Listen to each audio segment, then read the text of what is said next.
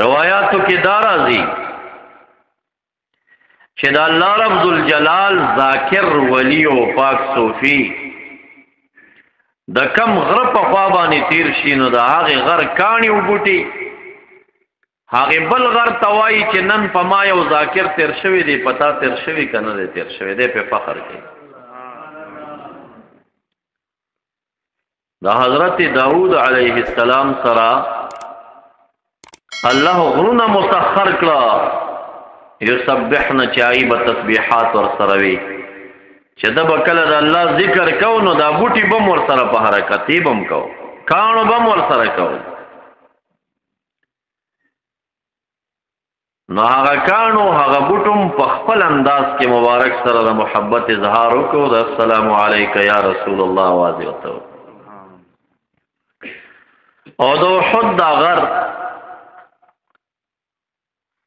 چې د تبوک نه مبارک را روانو د لری نه داولی دوی احد جبل يحبنا ونحبه احد دا سی غر دی چې دا مونږ سره محبت لري مونږ سره محبت لري بعض علما دلته تاویل کوي احد یو غر دی چې د دې اهل مونږ سره محبت لري علامه قسطلانی دا تاویل کمزورې غني اوای چې دا محمول دی په حقیقت باندې الله قادر دی چې ام من شاء الله يسبح بحمده پاغه کانو کې چې د مبارک پلاس کې پراتو او هغه کې الله قوت کلمات او تکلم واچو ولو غافل د رسول الله په شهادت گویا نشوي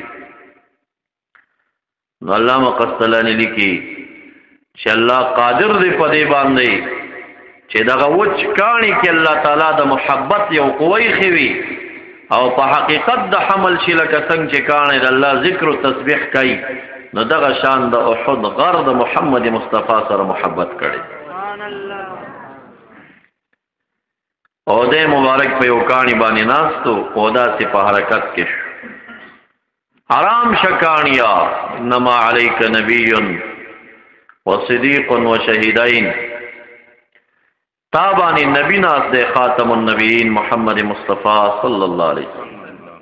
صدیق اکبر دے و دو شہیدان دی واغی دوار مبارکان بیا شہیدان شل مبارک مخکنا پیغام کری نو کانو هم دا محبت اظہار کری